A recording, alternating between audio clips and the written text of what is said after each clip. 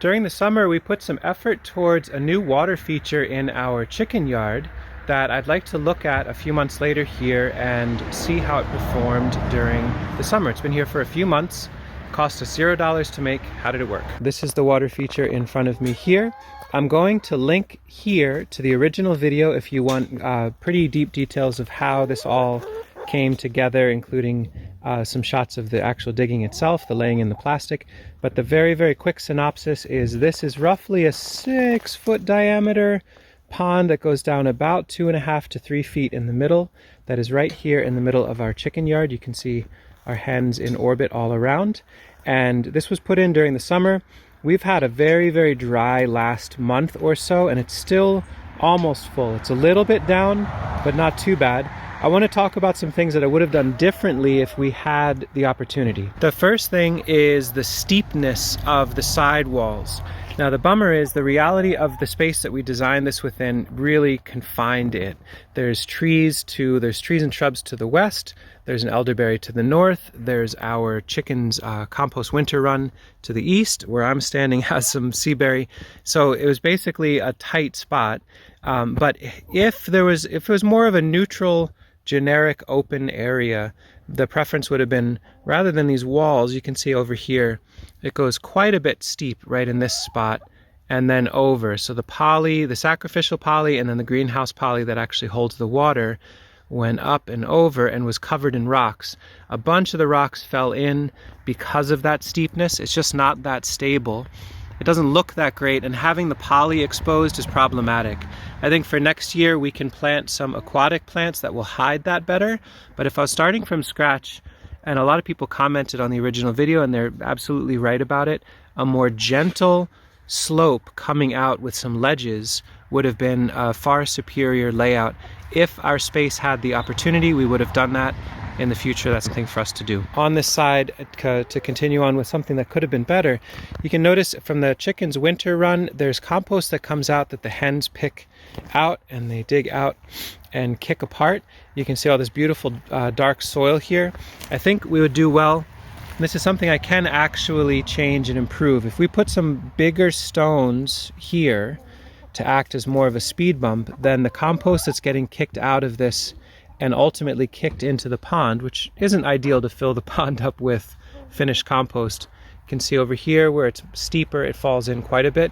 More stones, more big stones here, maybe some boards with some staves pounded in to stop the soil. That would be helpful. But I also think I can come through with a shovel and just harvest more aggressively the compost that's here. But the lack of a berm on this side, a speed bump for the soil, is making it so that it's getting nutrified more than it needs to. That's the main stuff that I can see as being problematic, that the steepness of the sides, where it's too steep, it really is not stable enough. A hen or two has slipped in, but this board allows them to get out very easily. We've had no close calls of drowning or anything like that. People were concerned about that, but nothing of that ilk has happened. Hens will sneak in once in a blue moon and just find that board and come out. But the shallow pitch to the sides would have reduced that risk even further, so a good reminder. Overall, I'm really pleased with the idea of the rock application as not only the way to pin down the poly, but also flank and protect the edge of this with all the foot traffic from the hens where the rocks are very thick. There's been no issues. In the fall, we found a leaf bag or two that someone had dropped off, or someone had put on the side of the road, that was filled with moss. And I wish I had put this all throughout. The areas where I dumped the moss on the rocks, it knit in over time with the hens walking on it and fertilizing, and it looks beautiful, and I think it's helping to hold the rocks together. It really makes it feel more natural. If this side was a bit more shallow and we had larger stones, it would feel like this is really a natural little body of water that just happened to be here. But right now the plastic exposed shows that it is a man-made thing for sure. The hens use this ramp almost every single day, and just as a reminder, it is tethered on the land side. There is a cinder block, and then there's wire that goes through the holes of the cinder block through some holes of the board. So that basically acts as a hinge that can't be moved. The hens won't be able to move the cinder block. And then on the water side, there's a plastic jug filled with air that's strapped to the underside of this board that keeps it buoyant. But either way, the hens can walk out, they can get water, they can collect the duckweed, which has been growing nicely, and then walk back. So every day there's little hen activity like you. You probably go in there pretty much every day. They go out, they self-serve both water and duckweed, and then walk back to home base. I think in the future, more of those boards, more opportunity for interaction from the hens would be beneficial. The thing that feels most compelling to me about this whole project is that it really was truly $0. The rocks we picked out of the farm field we work down the road, and those are something you can generally find rocks wherever you live. For free, most likely, unless you're in a very rock-free zone, in which case this could have been logs or could have been something else, cinder blocks if that's what it needed to be. And the fact that the greenhouse poly has held water really well is very, very exciting to me. There's, as far as I can tell, there was a little bit of a leakage early on, but I think it got filled with some sort of plug of organic matter and stopped leaking.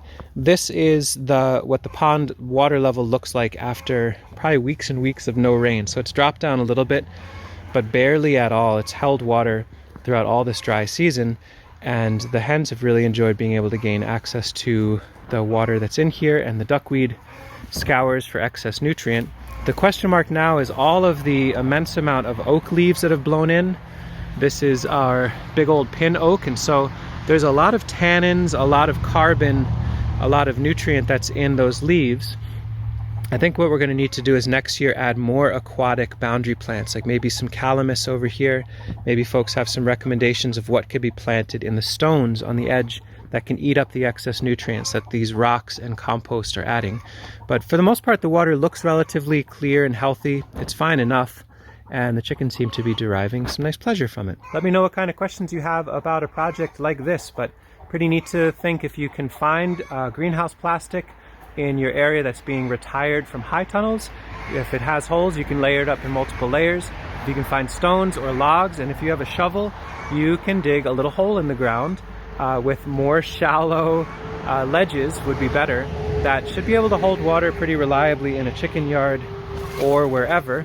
I think it's kind of a nice little looking feature there, and for $0 made entirely of waste material, I feel really good about the fact that we tried it out and that it worked as well as it did. We'll see what happens with the winter and with freezing, but it feels like a promising project. Let me know what kind of questions or concerns you have in the comments. Thanks.